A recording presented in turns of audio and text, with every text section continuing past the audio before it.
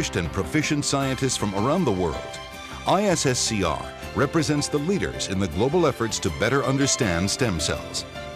We are able to promote the progress and process of discovery.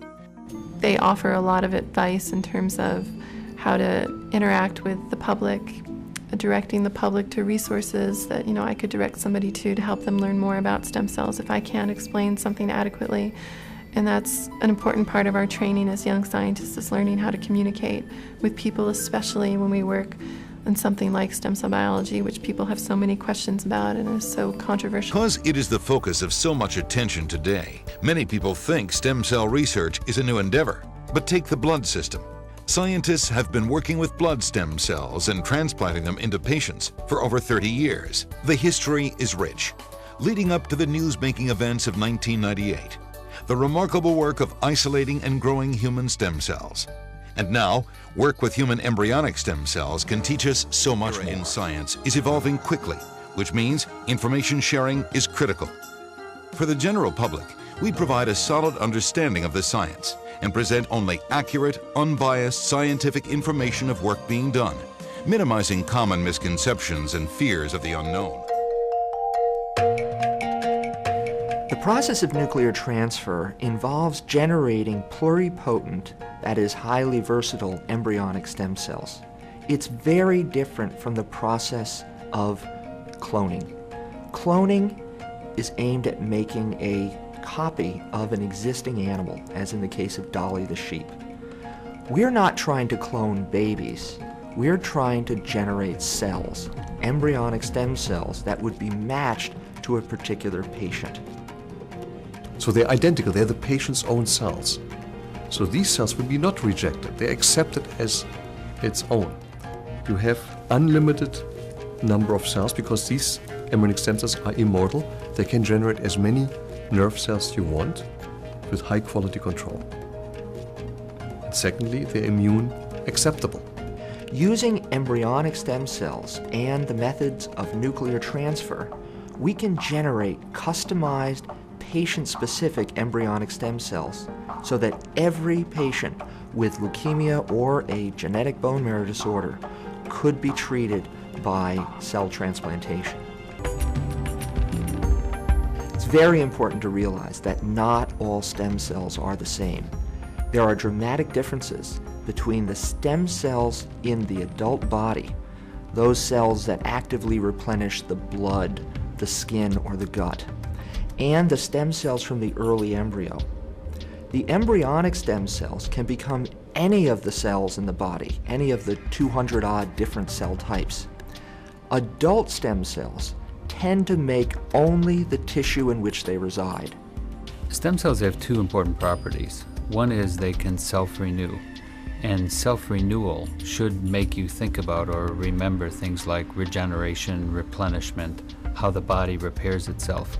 And then this is regeneration or repair at the level of a single cell. So if we could understand how a single cell renews itself, that's going to deeply inform our thinking about how our bodies repair ourselves and, if you like, stay young. The other principal property of stem cells is their ability to make other kinds of cells or tissues in the body. So there are adult stem cells that make all the parts of the blood, a blood stem cell. And then there are skin stem cells that make the different portions of the skin. A lot of the concern associated with embryonic stem cells is their point of origin. People don't understand where embryonic stem cells come from, or that in the case of humans they are derived from products that are left over from in vitro fertilization clinics. So the all human embryonic stem cells which have been produced so far are derived from early human embryos which were produced originally for the purpose of an infertile couple to conceive a baby. Now, in this procedure, in vitro fertilization, in general, more embryos are produced than are needed. So these leftover embryos, which several 100,000 are in freezers of fertility clinics in this country, some of those, for example, have been used to to generate human embryonic stem cells. To make an embryonic stem cell line, what you do is you take an embryo at the stage called the blastula stage. And this blastula stage is a point where really not much has developed in the embryos. It's simply a ball of cells. Inside the ball, there's a special region, and that region can be removed and put into a tissue culture plate. In the tissue culture plate, those cells, for unknown reasons, expand and fill the tissue culture plate. And at that point, those cells, if I transplant them into another embryo, will make any tissue type. And so those cells have the ability to make all tissues, and that makes them extremely special.